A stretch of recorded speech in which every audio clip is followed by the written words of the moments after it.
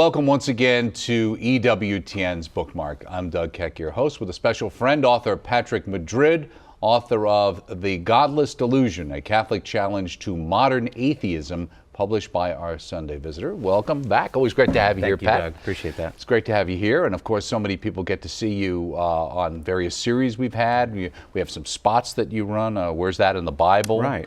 Which we have some new spots airing with you.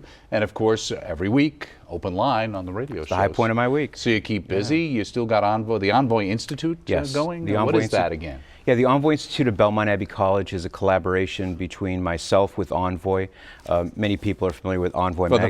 The magazine, right. So we launched the Institute in conjunction with this great Benedictine college just outside of Charlotte, Belmont Abbey. Sure, right. And so the Institute's goal is to not only disseminate the faith through the magazine, but also through conferences on the website. We have, for example, coming up in the not too distant future, our first summer camp to teach apologetics to high school age kids. So they'll come and they'll whitewater raft and do things like that, and they'll have top quality speakers teaching them how to defend their faith when they get to college. So. Well, with conferences and things like that, I mean, there was a period of time it seemed like there was a lot of conferences. Yeah. Are there as many today? I don't think so. Are they coming back, or why do you think the change? I think it has waned a bit, and as you remember, it was just a big boom for probably a good 10 years or so, and I think what happened was, like anything else, there's a cyclical effect. Sure. People kind of went through that, and now they're maybe finding things more in small groups or in their parish. Or on the internet, there's a lot of information, or even through EWTN or through your radio show on our network, people can get access to people like yourself. Yeah, it's much easier now with the advent of the internet and high speed and that kind of thing. We're finding that there are people who are more and more interested now in being at home and watching a conference streaming live on the internet. Okay. So we're seeing some opportunities there. Okay, that sounds interesting as well. Now, this is you, Patrick Madrid, I know. Now, Kenneth Hensley. Now, is he the man sawing himself off in the picture on the cover? Oh. No, okay. No, Who is Kenneth Hensley? Kenneth Hensley, my illustrious co-author, is a former Baptist minister. He converted to the church years ago. And in that time since he's been a Catholic, he has, this is his first book, but he's done a great deal of speaking. He's appeared here on EWTN many times. Right, I think on The Journey Home. Yes, and he may have even appeared on Johnette's show. Okay. But he has been here, and he has an excellent background in dealing with atheism, and so between what I wanted to say and what he wanted to say, we figured it might be good to say it together in the same book. Well, let me ask you, I mean, obviously I think of you as a Catholic apologist, you know, dealing certainly on our Open Line radio program. I certainly think so much of the Jehovah's Witnesses and things dealing with Mormons that I myself credit learning from you, from debates and tapes that you had done basically in the late 80s and into the 90s, basically. And it's interesting now because you're talking about atheism, and I have to admit that having a book show, this is not the first book that has shown up recently dealing with the issue of atheism. Is something going on out there? Yes, there is definitely a reaction that's taking place among Christians, and in particular Catholics, to the really pointed, aggressive challenges that atheists have been making. We talk about this in the book. They not only write lots and lots of books, it seems like every quarter a new big atheist book comes out, but they're inculcating atheist principles in the media. They have billboard campaigns now in major cities where they're trying to convince people not to believe in God. So this requires a response, and I think you're seeing this reaction, which is a good thing, on the part of certain Christians who want to respond to those arguments. Well, why do you think that is? I mean, on one level, I would think if I didn't believe something was true, why would I spend all my time trying to convince other people that it's not true? That's a very good question. And does it seem to be different today? You said aggressive or kind of virulent. Yeah. The idea of atheism clearly has been around since the beginning of time in some form or fashion. What's different about the style today? What's different now, at least from what I understand, is that science has bound itself to, atheism has bound itself to science. Okay. And so atheists today, the Richard Dawkins of the world, the Christopher Hitchens of the world, Sam Harris, and the people who are really making names for themselves in this field, they do so on the basis of this presumption that science is on their side. And so many people, certainly many Christians, are confounded and intimidated by that because they think, oh, well, I know that science is true, and science teaches us things about the world. So if the scientists are saying there's no God, then maybe it's true that my faith is really just a bunch of superstitious nonsense. And that this, of course, has it exactly backward, because, as we explain in the book, science has nothing whatsoever to say about God, because science can only deal with, it can only measure, quantify, analyze, study things that are material. And since God, by his very nature, is immaterial, it's completely beyond the realm of science. I quipped to somebody the other day, Richard Dawkins, one of the more prominent atheists, he said that he would not debate somebody who's not a scientist because they're not trained, about the issue of whether or not there's a God. And I quipped, I said, well, then I wouldn't debate Richard Dawkins because he's not trained as a philosopher. Right. And philosophy is really the area where this issue can be settled. And you point out in the book, when it comes to dealing with things like reason, and also to some degree, wouldn't you say that it seems to me that most of the scientific evidence that's out there today seems to support the idea of a creator God than necessarily going away from it? Yes, I think everything points to the fact that God does exist. Scientists, atheists, they rest their premise on the fact that they believe that nothing exists that is not material. Or to say it a different way, the only things that exist are reducible to matter. And therefore, God cannot exist because God is immaterial. Neither can the human soul or angels or the afterlife or any of those things. But there's other things that are immaterial, like you talk about in the book, that they seem to believe in. Oh, absolutely. In fact, they live their lives knowing that these immaterial realities are there, for things like freedom, honesty, love, memory, knowledge, human rights. We go into great detail on those. And this is the delusion of atheism. This is what I call the Godless Delusion, which of course is a riff on Richard Dawkins' book, The God Delusion. So the delusion rests on the fact that people who believe this, they say one thing and do another. They say no God exists and nothing exists except those things that are matter, and yet they live their lives exactly in the opposite way because they rely upon knowledge and love and memory and human freedom and even just self-awareness, knowing that I am me and I am not some other thing around me. Those things are completely inexplicable. Atheism has no way to account for them. And as we show in the book, quoting numerous atheist authors, they themselves admit that they can't account for things like that. So are the atheists the true hypocrites? I wouldn't call them hypocrites insofar as I don't think that they consciously know that they're doing something inconsistent. I think it's all at the subconscious level. Now, it may be true for some, but I think for most of them, they don't even realize how inconsistent they're being. But I think today people use the word hypocrite to mean you say one thing and you end up doing another, as opposed to saying one thing and believing another. Yeah.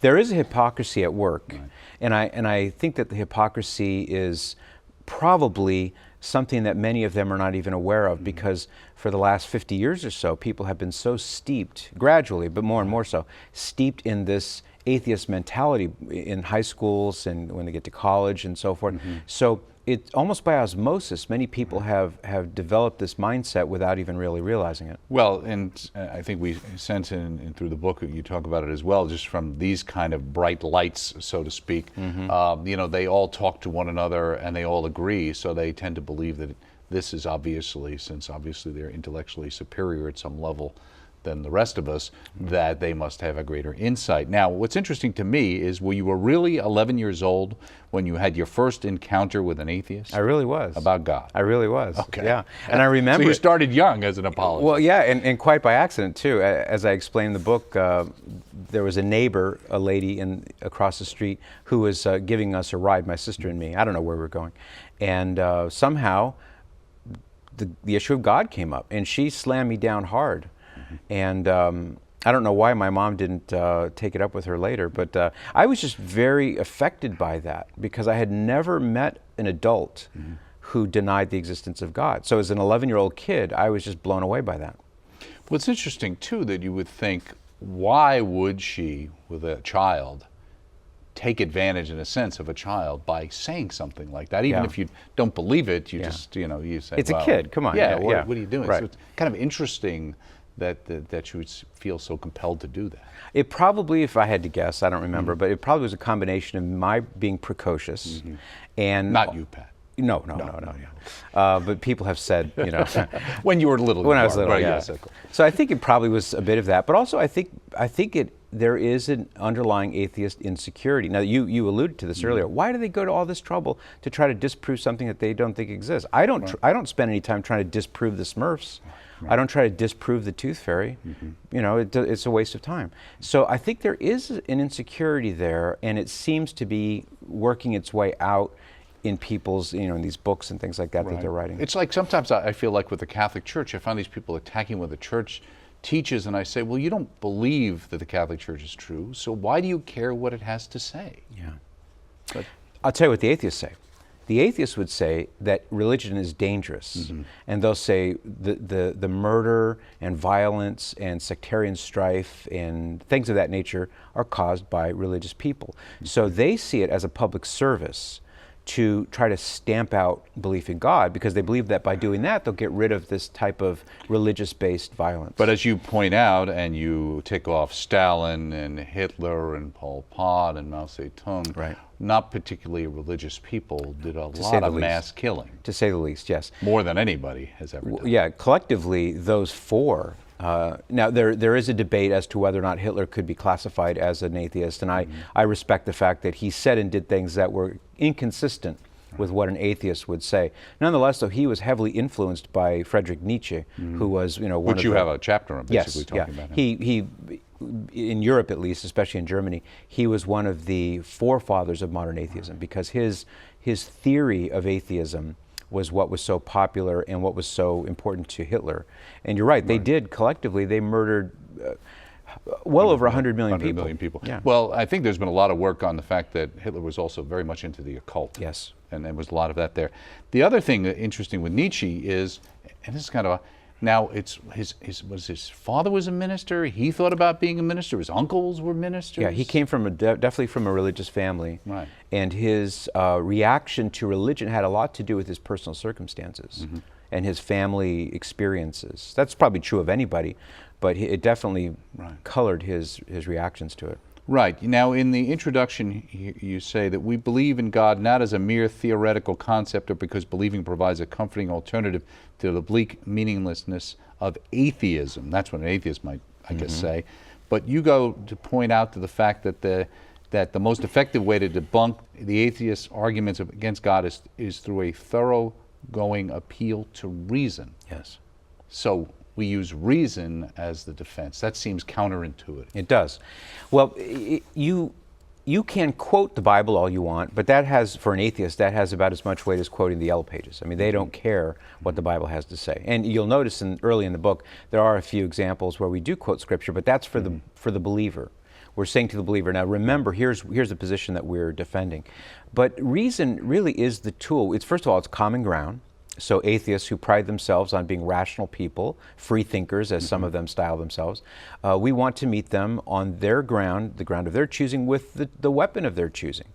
And we say, let's forget about divine revelation. Let's forget about the Bible. Let's forget about any of those things. Let's simply apply the rules of logic to atheism, the claim of atheism. And here's how we set it up. We say, there is no third option. Either God exists or he does not exist. There is no third possibility. So if atheism can be shown to be true, then by default, God cannot exist. On the other hand, if atheism can be shown to be false, then by default, God must exist. And so we take it from that standpoint, and we say, okay, now let's see if atheism can be shown to be true. And where does agnosticism fall into that with people? Well, I'm not sure.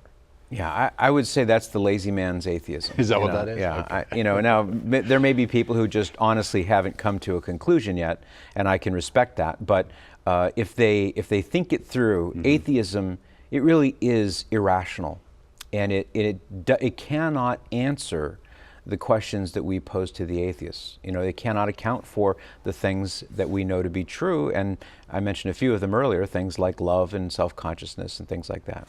Now, at the same time, you make that point, but you say, unfortunately, most Christians have been caught completely off guard by this kind of aggressive atheism, and you go on to say that Christians must begin taking the challenge of atheism seriously and learn how to effectively evangelize our increasingly atheistic culture. Yes. Why do we need to do that? Well, first reason It's is only, let's say, even you point out, let's say in the United States, 300 million. It's only 10% maybe are atheists. Now that's 30 million people. 30 million people can do a lot of damage if they united. Thankfully, so far they haven't. We have to oppose it, number one, because well, if we want to look at it from a purely earthly standpoint, there's a great deal of damage that atheists can and have done when they put their minds to it. But from a more eternal perspective, we don't want to see people swept away into this delusion of godlessness where they wind up losing their eternal souls because they're believing in this theory that is bogus. Right. That's a very good point to remember that aspect of the eternal soul. Now, you quote Mortimer Adler here, who once described the halls of academia as being like, quote unquote, like the halls of a madhouse at midnight. What did he mean, and why did you put that in? Yes, Mortimer Adler is a philosopher, and his comment there was in reference to the fact that there are, with regard to atheism, there are crazy ideas that are widely believed by a great many very intelligent people. And we take pains to point this out, that academicians, scientists, these are very, very intelligent people.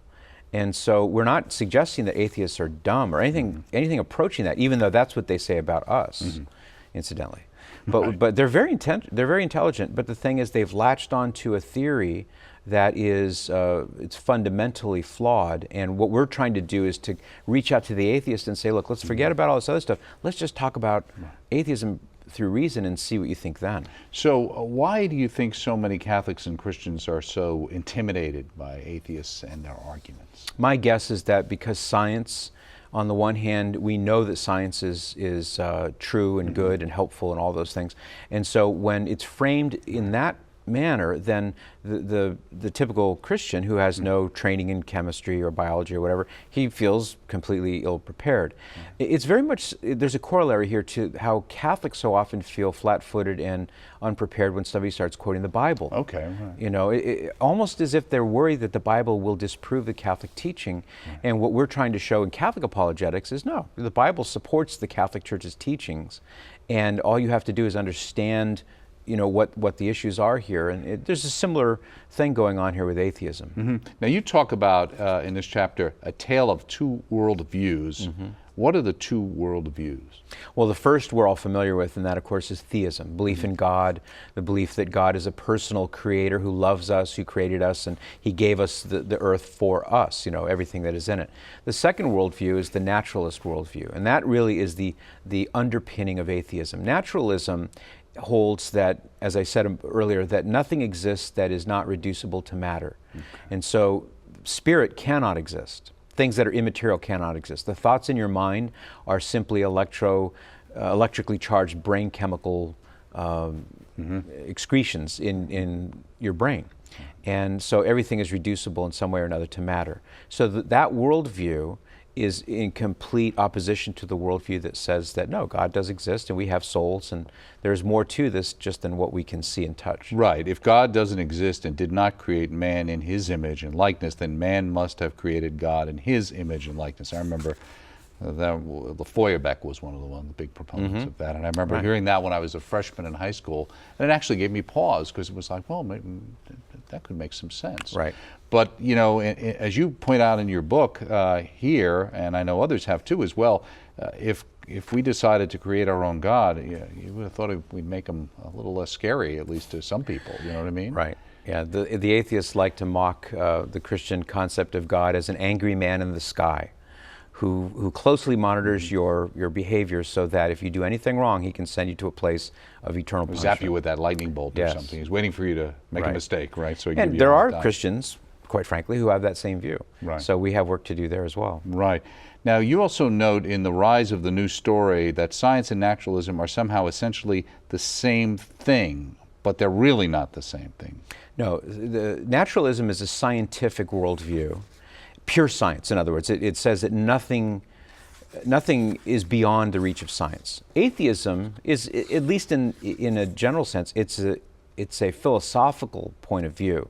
But atheism really must ultimately rely on naturalism because if naturalism is not true, then there are things that are spiritual, in which case atheism is false. So they're forced to rely upon the naturalist worldview. Now, you've been into apologetics, obviously, since you were been about 11, but what are presuppositional apologetics, and what does it have to do with this book on atheism? Okay, presuppositional apologetics is a different approach to the same problem. Great minds, people like Dr. Peter Kraft, Father Ron Tasselli from Boston College, and others, they have produced wonderful works that go into explaining the proofs for the existence of God, demonstrating the proofs for the divinity of Christ or the resurrection, that kind. That's called evidentialist apologetics. It's very valuable and has a long pedigree of being very successful. Presuppositional apologetics doesn't do that. It doesn't say, here, let me demonstrate for you proofs for the existence of God. It says, let me take your position to its logical conclusions. Let me just presuppose, that we're going to, I'm presupposing that God exists. That's part of the presupposition. But I also want to say, for the sake of discussion, let's see where your argument goes. And that's where we apply the reductio ad absurdum, where we show that atheism ultimately and inevitably it leads to absurd conclusions. Okay. Now, in the section under atheism's folly, you say the atheist scripture teaches us is like a man sauntering down the Champs-Élysées in Paris. How so? Well, to extend the metaphors we do in the book, he's carrying some priceless paintings that people know were hanging in the Louvre just down the street. He's wearing a crown from one of the French kings from long ago. He's got all sorts of things that clearly came from the Louvre, from the museum. And the police go to arrest him, and he says, no, these are all mine. I've had these all along. And it's the situation of the atheist being forced, really, to rely upon things that require the existence of God in order to be real. And he must use those things even to make his argument that God doesn't exist. And yet he denies that God exists, so he's left in this quandary where there's no way to account for the very things that he's using, borrowing from. Going back to what you were really talking about earlier. In Chapter 3, the death of right and wrong, if right and wrong really are mere cultural conventions and really are relative from society to society, then how could we ever say that one society was morally superior to another? Well, on one level, I mean, that's what a lot of people say today, that there is no moral superiority. Yeah, the quickest way to poke a hole in that balloon is to ask, well, what about a society that condones child pornography? How about them? What about a racist society? What about the society that believed that you could own other human beings as slaves?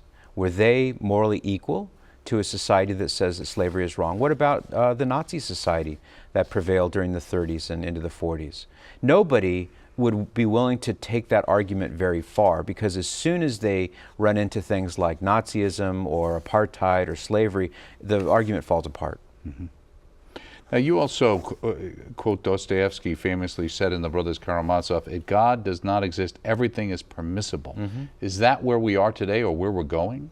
Well, if the atheists have their say, then that's where we're going. Now, atheists will make a great show, lots of fanfare about things like human rights and be good, and they write books saying that you can be good without God and we can have morality without God and so forth. But I think we effectively skewer that argument in the pages of this book by showing that that's all fanfare. That's a lot of window dressing. But when you get right down to it, if there is no God, why can't I steal your car or kill you or whatever? I mean, there's no compelling reason other than the fact that you don't like it. Right, the arbitrary ethics of atheism, which is your Chapter 5 here. Well, you think about what happened with the groupthink in Nazism, where a group determined, well, suddenly these people are worthy of life. And so we can get rid of them. And it was legal. Not a moral problem. Yeah, this is exactly, there's a line in the book where we say that the ethics of atheism always leads to the same place, the gates of Auschwitz. It always goes there. Right. You point out that much as the vast majority of post-Christian men and women may accept the MTV and Sex and the City view of human sexuality, they still teach their daughters about Sleeping Beauty, Cinderella, Prince Charming, and Love's First Kiss. Why is that a good point to put in this book? Well, it goes back to the earlier issue, and that is that even atheists recognize that there is something good about goodness. There's something good about love. There's something inherently good about these kinds of things. And they can't account for those things. And so we want to keep reminding them. We talk earlier in the book about how we want to perform an aggressive internal critique of atheism. Part of that aggressiveness, always with a smile on our faces, but the part of the aggressiveness involves reminding them, you can't explain this. We can.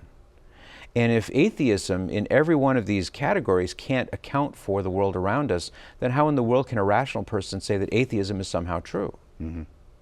Atheists make very good scientists, but they're hitting the bullseye on the wrong target, because they're not facing, and this is what we want them to do, is to face the fact that the existence of God can be demonstrated just by an appeal to these issues. What kind of reaction have you gotten to the book since it just came out? Okay. And I've already seen one review, which was positive, but it was by a Christian. Okay. Yeah, so I haven't seen an atheist review. I don't anticipate high marks from atheists, but I hope they'll read it. Right. You have another book in the works? I have two in the works right now, and I'm not sure which one will take the lead, but they're bubbling in the cauldron back home. Any topics you can let us in on? Yeah, I've got one on the communion of saints, and then I've got another on the sacraments. Okay, great. Well, thank you so much, Pat. Thank you, Keep up the great work. Great to see you again. Thank you. Appreciate Keep up that wonderful radio show, Open Line with Pat Madrid. This is a book that Pat Madrid wrote along with Kenneth Hensley, entitled The Godless Delusion, A Catholic Challenge to Modern Atheism, published by our Sunday Visitor. Available through the EWTN Religious Catalog. Check it out. Check us out next time right here on EWTN's Bookmark.